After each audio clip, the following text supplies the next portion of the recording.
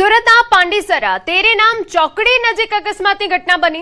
એસએમસીના કચરાના ડમ્પર અને police PCR van વચ્ચે ટક્કર થઈ। અકસ્માતમાં પોલીસ વાનને ભારે નુકસાન થયું છે। ડમ્પર ચાલકનો દાવો પણ સામે આવ્યો। ટર્ન લેતી વખતે પીસીઆર વાને પાછળથી ટક્કર મારી। ડમ્પર ચાલકના જણાવ્યા મુજબ અકસ્માતમાં તેની કોઈ ભૂલ નથી।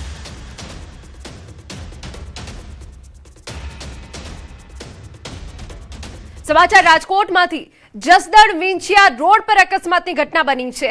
अकस्मातमां तालालाना नायब मामलतदारनुं मौत थई गयुं। साळंगपुरथी दर्शन करी परत आवता कारनो अकस्मात थयो। कार डिवाइडर साथे અથડાતા अकस्मात सर्जायो छे।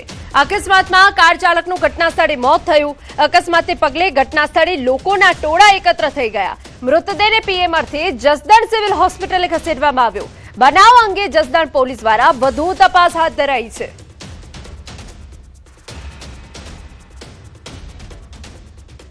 आ तरफ अंबाजी में ट्रिपल अकस्माती घटना बनी। बॉर्डर नजीक ट्रिपल अकस्मात थयो। शीतळा मातानी घाटी पासे अकस्माती घटना बनी है। मार्बलना ब्लॉक भरेला बे ट्रेलर अने कारनी टक्कर। बे ट्रेलर वच्चे कार सेन्डविच बनी गई। अकस्मात में 3 लोकोनी ईजा पहोंची है। गुजरात राजस्थान तरफ 2 થી 3 किलोमीटरनो हाईवे मार्ग जाम थई गयो। समाचार बात हवे वडोदरानी करीए। गणेश यात्रा में मारामारी की घटना। दशामा यात्रा बाद हवे रावपुरा गणेश आगमन में मारामारी थई। गणेश आगमन यात्रा दरमियान सामाजिक तत्वों आतंक सामे आव्यो। केटलाक शख्सोए जाहेर में छूटा हाथनी मारामारी करी। मारामारीनो विडियो सोशल मीडिया पर वायरल थयो। धार्मिक यात्रा दरमियान बनेली चकचार घटनाथी चकचार मची जवा पामी छे। अमरा संवाददाता हार्दिक વધુ વિગતે વાત કરવા જોડાયા છે। હાર્દિક, ફરી એક વખત શાંતિ ડહોળવાનો પ્રયાસ સામાજિક તત્વો દ્વારા કરવામાં આવ્યો છે। શું વિગત છે આપની પાસે?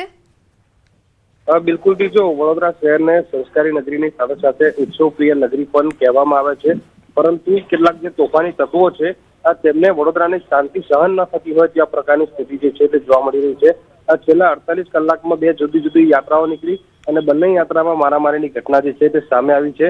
તમે જાણો છો પ્રમાણે કે પરમ દિવસે રાત્રે જ્યારે ઠેકરના આપતા દશામાની આગમન યાત્રા નીકળી હતી ત્યારે કેટલા તોફાનીઓ તોફાને ચડ્યા હતા અને યુવકને ઢોરમાર મારવામાં આવ્યો હતો।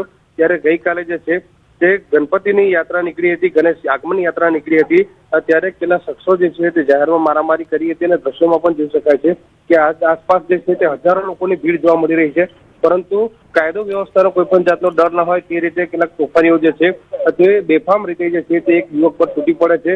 અન્ય યુવકો દ્વારા વચ્ચે મધ્યસ્થી કરવામાં આવે છે અને ત્યારબાદ યુવકને બચાવવામાં આવે છે। અહીંયા ઉલ્લેખનીય બાબત એ છે કે 48 કલાકમાં 2 જુદી જુદી આ પ્રકારની ઘટના ઘટી છે। વિડીયો પણ વાયરલ થયા છે, પરંતુ પોલીસ દ્વારા જે છે તે હજુ સુધી કોઈ પણ જાતની કાર્યવાહી નથી કરવામાં આવી। બિલકુલ, આભાર તમામ વિગતો બદલ।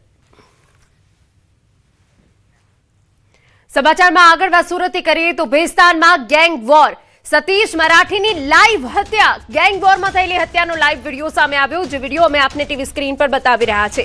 केटलाक इस्समो जाहेर में सतीश ने बेरहमीपूर्वक मार मारता जोवा मळ्या। हाल विडियो सोशल मीडिया पर वायरल थई रह्यो छे। तो अमे आपने आज विडियो बतावी रह्या छे ए लाइव हत्यानो छे। सतीश मराठीनी लाइव हत्या थई गई सूरत में। जो कि सूरत में हवे जे औद्योगिक नगरी जेने कहेवामां आवे छे, डायमंड सिटी जेने कहेवामां आवे छे, त्यां क्राइमनो रेशियो वधी गयो छे। दिवसे ने दिवसे क्राइमनी घटनाओं बनती जई रही छे, त्यारे हवे जे सतीश मराठीनी लाइव हत्या सामे आवी छे ते बाबत अहींया स्पष्ट थाय छे के जाणे आवा सामाजिक तत्वोने पोलीसो कोई डर नथी। છોટાઉદેપુરના સંખેડા પોલીસ મથકમાં ગેંગરેપ અને એટ્રોસિટી એક્ટ હેઠળ 3 વ્યક્તિઓ સામે ગુનો દાખલ થયો છે। ફરિયાદના આધારે વડોદરાના હિતેશ ગુપ્તા, તેમની પત્ની સુબ્રા હિતેશ ગુપ્તા અને એક જુનિયર સામે કાર્યવાહી હાથ ધરવામાં આવી। ફરિયાદી મહિલાના આક્ષેપ મુજબ ફેબ્રુઆરી 2026માં વડોદરા સ્થિત હિતેશ ગુપ્તાની ઓફિસમાં તથા 22 મે 2026ના રોજ ગોલા ગામડી નર્મદા માઇનોર કેનાલ નજીક હિતેશ ગુપ્તા અને તેમના જુનિયર દ્વારા તેની મરજી વિરુદ્ધ બળજબરીપૂર્વક શારીરિક સંબંધ બાંધવામાં આવ્યો હતો। મહિલાની ફરિયાદના આધારે સંખેડા પોલીસે ત્રણેય સામે ગુનો નોંધી તપાસ અને કાયદેસરની કાર્યવાહી શરૂ કરી છે।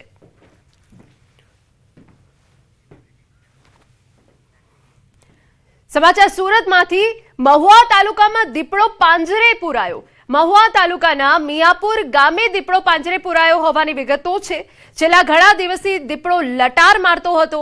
સ્થાનિક ગ્રામજનોએ વન વિભાગને જાણ કરી હતી. વન વિભાગે દીપડાને પકડવા પાંજરું મૂક્યું હતું. દીપડો પાંજરે પુરાતા સ્થાનિકોએ રાહતનો શ્વાસ લીધો હોવાની વિગત મળી રહી છે. તો અમે આપને જણાવી દઈએ કે ઘણા સમયથી દીપડાના આટાફેરા જોવા મળી રહ્યા હતા અને તે વચ્ચે ગામ લોકોમાં એક દહેશત ફેલાઈ ગઈ હતી અને પાંજરો મૂકવામાં આવ્યો હતો મિયાપુર ગામે અને દીપડો જ્યારે પાંજરે પુરાયો ત્યારે લોકોએ રાહતનો શ્વાસ લીધો. અમરેલીમાં આગામી 15મી ઓગસ્ટની રાજ્યકક્ષાની ઉજવણીને લઈ તડામાર તૈયારીઓ શરૂ થઈ ગઈ છે. ઉજવણી પૂર્વે શહેરને સ્વચ્છ બનાવવા મહાસફાઈ અભિયાન યોજાયું હતું, જેમાં અમરેલીના સાંસદ ભરત સુતરિયા, જિલ્લા ભાજપ પ્રમુખ, નગરપાલિકા પ્રમુખ સહિત સરકારી કર્મચારી જોડાયા હતા. બીજી તરફ પવિત્ર શ્રાવણ માસને ધ્યાનમાં રાખી અમરેલીથી સોમનાથ માટે નવી એસટી બસ સેવાનો પ્રારંભ કરાયો છે. સાંસદ ભરત સુતરિયા સહિત આગેવાનોએ બસે લીલી ઝંડી આપી પ્રસ્થાન કરાવ્યું. આ દરમિયાન આગેવાનોએ બસ સ્ટેશન નજીક ચાની ચુસ્કી માણી તેમજ બસમાં મુસાફરી કરી મુસાફરો માટેની વ્યવસ્થાઓનું નિરીક્ષણ કર્યું હતું.